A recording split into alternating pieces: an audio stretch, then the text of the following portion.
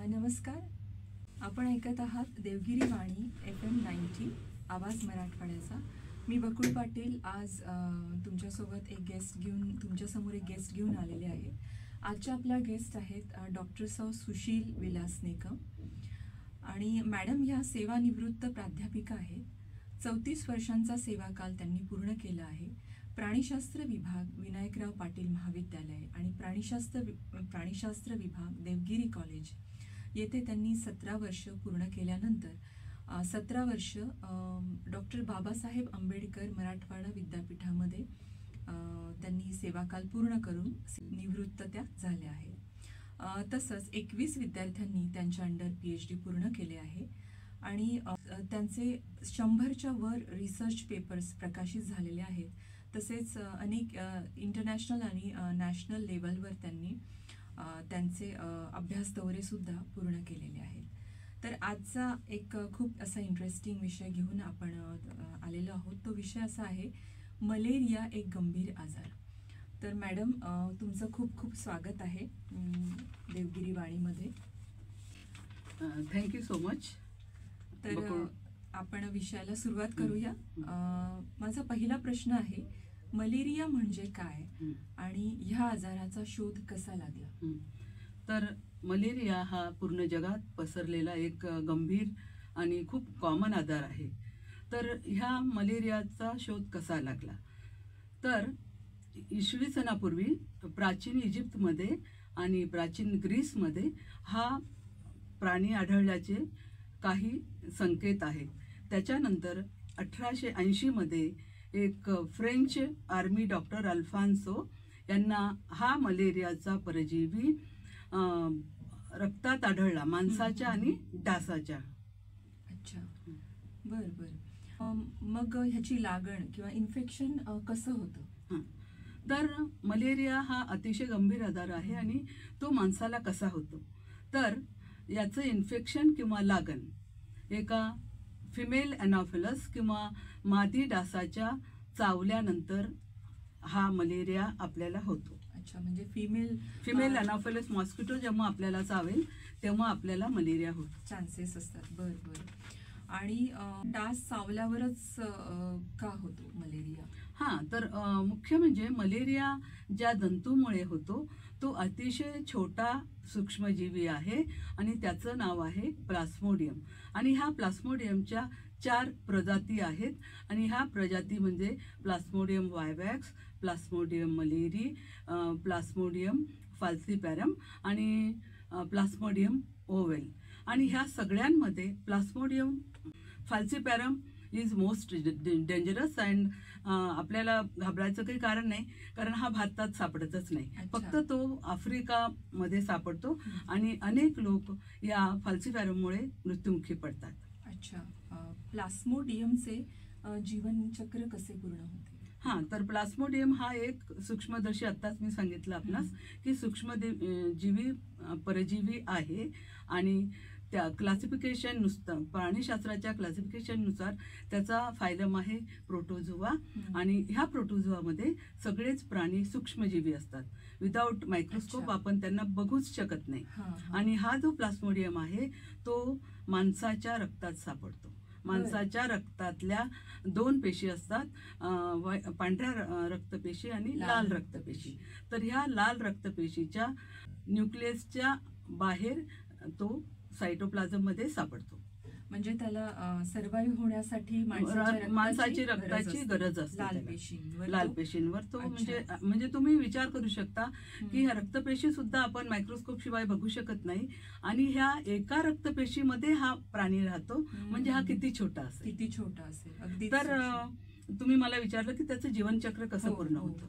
तर हा फार इंटरेस्टिंग आणि महत्त्वाचा प्रश्न आहे की प्लास्मोडियमचं जीवनचक्र कसं पूर्ण होतं. तर ह्या प्लास्मोडियमचं जीवनचक्र 2 होस्टमध्ये किंवा 2 यजमानांमध्ये पूर्ण होतो. एक आहे फिमेल अॅनॉफिलस मॉस्किटो किंवा मादी डास आणि दुसरा आहे मनुष्य प्राणी. तर मनुष्य प्राणी समजा हेल्दी असेल, त्याला मलेरिया नसेल, पण त्याला जो डास चावतो त्याच्या शरीरात किंवा त्याच्या रक्तात जर मलेरियाचे पॅरासाइट्स असतील तर तो डास पण इन्फेक्टेड झाला. मग हा इन्फेक्टेड डास जर हेल्दी माणसाला, निरोगी माणसाला चावला तर त्याला मलेरिया होतो. ते संक्रमण जास्त तर मलेरिया झाल्यानंतर पहिल्यांदा तो रक्तात आल्या आल्या तो मलेरियल पॅरासाइट काय करतो, तो आपल्या लिव्हरमध्ये जातो. मग लिव्हरमध्ये तो 15 दिवस राहतो. तिथं पण त्याचं पुनरुत्पादन चालूच असतं आणि असे शेकडो त्याचे नवीन परजीवी तयार होतात आणि ते सगळे आपल्या रक्ताभिसरण संस्थेत येतात आणि आपल्या रक्तात तिकडे तिकडे पोहोचतात. बरोबर. मग मॅडम, मलेरियाची लागण झाल्यावर की कसं ओळखायचं की आपल्याला त्याची बेसिक लक्षणं कोणती आहेत? तर मी तुम्हाला आत्ताच सांगितलं की जीवनचक्राचा आपला थोडासा पार्ट राहिलेला आहे की जेव्हा ते रक्तात येतात प्लास्मोडियम, तेव्हा आपल्या रक्तात जेव्हा प्लास्मोडियम असतात तेव्हा समजा एखादा हेल्दी डास ज्याला मलेरिया नाही, ज्याच्या शरीरात मलेरियल पॅरासाइट नाही, तो जर त्या माणसाला चावला, आता तो मलेरियल झाला, त्या माणसाला आता रोग झाला मलेरियाचा, तर तेव्हा तो ते मलेरियल पॅरासाइट स्वतःच्या प्रोबोसिस मध्ये किंवा सोंडेत घेतो आणि तो इकडे तिकडे ते पसरवतो. अच्छा. म्हणजे हे जीवनचक्र कसं आहे, female anopheles mosquito to human being आणि from human being to female anopheles mosquito. ती लक्षणे मी तुम्हाला सांगते की लक्षणं म्हणजे फार महत्वाचा प्रश्न आहे हा, की मलेरिया आपल्याला दिसतो तर साधा आजार, त्याला आपण मराठीत थंडी ताप किंवा हिवताप म्हणतो. म्हणजे ताप येतो.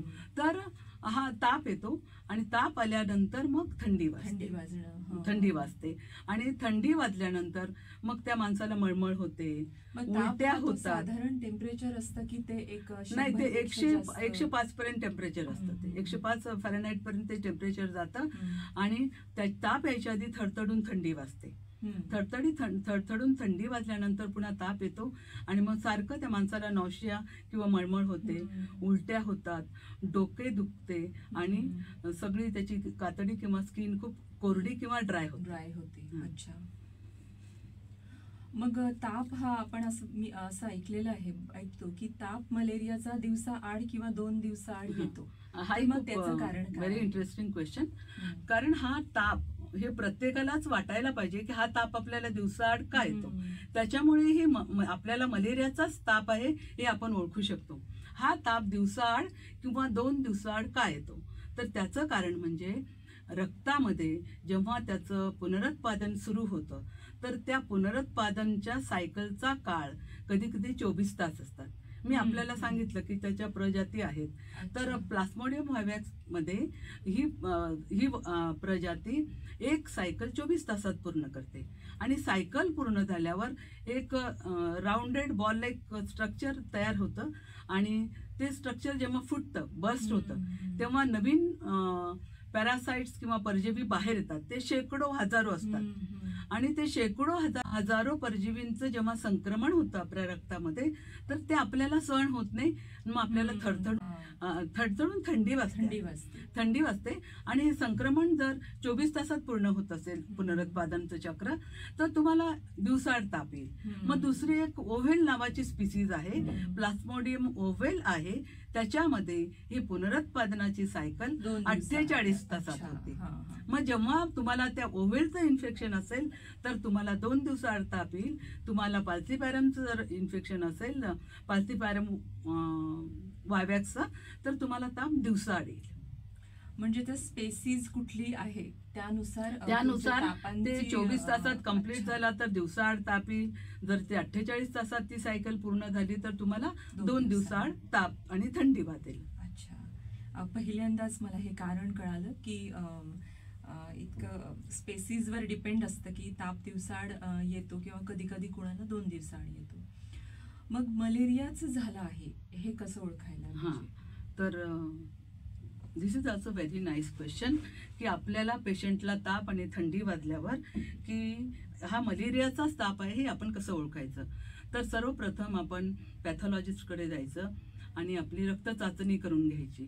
जर त्याच्यामध्ये तुमचा जी प्लास्मोडियम असेल तर ती पॉझिटिव्ह असेल स्लाइड आणि प्लास्मोडियम नसेल तर ती स्लाइड नेगेटिव्ह असेल. म्हणून रक्त तपासणी ही फार महत्वाची स्टेप आहे मलेरियाची लागण झाली आहे किंवा नाही हे समजायला. म्हणजे लक्षणं जसं तुम्ही आता मगाशी सांगितलं की थडथडून थंडी वाजणे आणि ताप 105 वगैरे असेल तर आपण लगेचच वेळीच आपण टेस्ट केल्या पाहिजे, म्हणजे त्याच्यानुसार आपल्याला लवकर उपचार करता येतात, नाही का? मग म्हणजे वेळीच उपचार करून आपण ह्या आजाराला आळा घालू शकतो किंवा लवकर बरे होऊ शकतो. मग हा तितका गंभीर आहे का, किंवा कधी कधी लवकर आपण टेस्ट नाही केल्या किंवा उशिरा आपण डायग्नोस झालं तर मग हा आजार गंभीर ठरू शकतो? जर आपण वेळीच जर उपचार केला तर हा आजार तेवढा सोपा आहे, कारण पूर्ण जगाचं लक्ष या आजारावर आहे.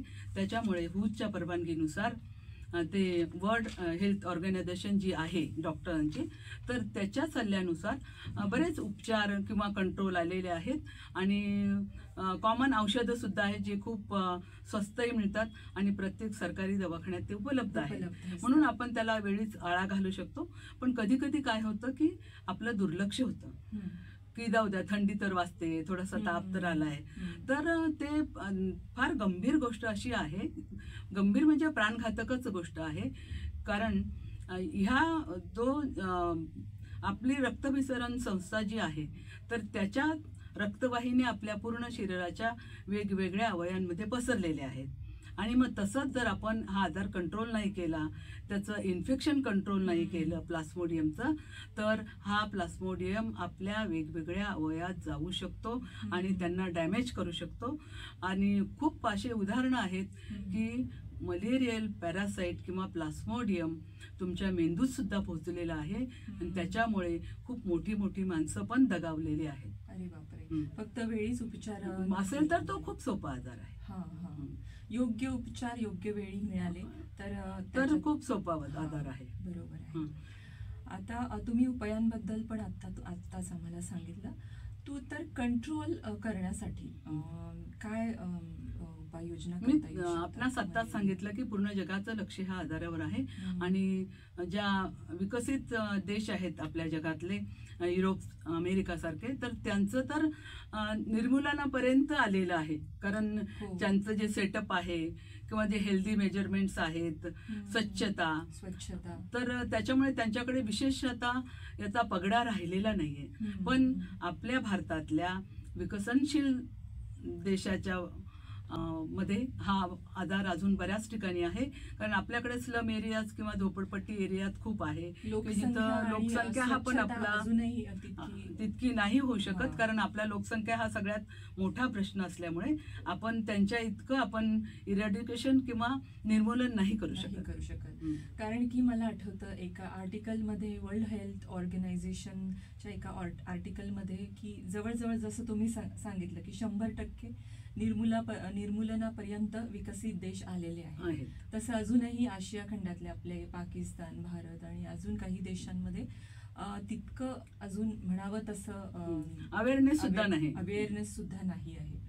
तर मलेरिया झाला किंवा त्यानंतर काय करायचं यापेक्षाही आपण आधीच काही प्रिव्हेंटिव्ह मेजर्स केल्या, तुम्ही म्हणल्या तसं, तर स्वच्छता आणि आणखीन काय आहे, डासांपासून घर आणि घराभोवतीचा परिसर कसा स्वच्छ ठेवता येईल. आणि संध्याकाळच्या वेळेस आपण जसं की बेसिक गोष्टी असतात, संध्याकाळच्या वेळी डासांचा प्रवेश होतो घरामध्ये, तर मग दारं खिडक्या बंद ठेवणे किंवा मग स्लम एरियाज मधले स्वच्छतेचं पालन करणे, कचऱ्याचं व्यवस्था, नाही का? आणखीन काही तुम्ही सजेस्ट करू शकता तर ते मलेरियाच्या इन्फेक्शनसाठी कंट्रोल मेजर्स फार महत्त्वाचे आहेत आणि त्या दृष्टिकोनानुसार आपल्या सरकारची पावलं खूप आधीपासून पडलेली आहे. म्हणून जवळजवळ 40-50 वर्षापासून आपल्याकडे जे प्राथमिक आरोग्य केंद्र किंवा प्रायमरी हेल्थ सेंटर्स आहेत, तर तिथं मलेरिया वर्कर्स असतात आणि हे मलेरिया वर्कर्स DDTची फवारणी पण करतात. त्याच्यामुळे डास मरतात गवतांवरची, किंवा तुमच्या घरी तुम्ही बाग लावलेली असेल तर त्याच्या झाडांवर पण ती फवारणी करतात आणि विनामूल्य करतात. आणि बऱ्याचशा झोपडपट्टी किंवा स्लम एरियामध्ये हे मलेरियाच्या गोळ्या सुद्धा वाटतात. त्या कॉमनली जे वाटतात गोळी, तिचं नाव आहे क्लोरोक्विन आहे. आणि आता नवीन मॉडर्न मेडिकल सायन्सनुसार नवीन प्रकारच्या खूप चांगल्या ट्रीटमेंट्स मलेरियासाठी आलेल्या आहेत. तर आपण तुम्ही आत्ताच म्हणालात की आपण परिसर स्वच्छता करणं आवश्यक आहे. ते तर आहेच, पण त्याच्यासाठी समजा स्लम हा मी सांगितला तो भाग स्लम एरियातला झाला, मलेरिया वर्कर किंवा DDTची फवारणी. पण चांगल्या उच्चभ्रू एरियात सुद्धा बऱ्याचदा मलेरियाचे पेशंट सापडतात आणि त्याच्यासाठी प्रिव्हेंटिव्ह मेजर्स म्हणून आपण मच्छरदाणी सगळ्यांनी वापरायला हवी. आणि लहान मुलं आपली संध्याकाळी खेळायला जातात आणि ह्या मलेरियाचं वैशिष्ट्य असं आहे की 7च्या सुमारातच ते बाहेर पडतात. अच्छा. आणि तेव्हाच आपली मुलं खेळायला जातात. तर जर मग आपण प्रिव्हेंटिव्ह मेजर म्हणून त्यांना ओडोमास नावाचं क्रीम लावायचं किंवा एकदम अंगभर कपडे घालून त्यांना फिरायला खेळायला पाठवायचं संध्याकाळच्या वेळेस. आणि घराभोवती डबकी साचणार नाही याची सुद्धा आपण काळजी घ्यायला हवी, की जर पाणी साचलेलं असेल तर ते फेकून द्यायचं. बरोबर. तर खूप छान माहिती दिली मॅडम तुम्ही, कारण की मलेरिया हा आजार तर आम्हाला सगळ्यांनाच माहिती आहे, पण तो कसा होतो, कुठल्या गोष्टींमुळे होतो, मग प्लास्मोडियम बद्दल तुम्ही माहिती दिली, त्याचं जीवनचक्र कसं पूर्ण होतं, मग त्याची लक्षणं कुठले, या ही बेसिक माहिती जर सगळ्यांना झाली तर त्याचे प्रिव्हेंटिव्ह मेजर्स साठी आपल्याला काम करता येतं. तर मला तर खूप इन्फॉर्मेटिव्ह वाटली ही माहिती. तर पुन्हा एकदा तुमचं खूप खूप धन्यवाद, तुम्ही आलात त्याबद्दल. थँक्यू. आणि मला माझ्या विषयावर इथं बोलण्याची संधी मिळाली म्हणून माझ्यातर्फे मी सगळ्या तुमच्या अनुभववाणी केंद्राचे मनपूर्वक आभार मानते. Thank you so much.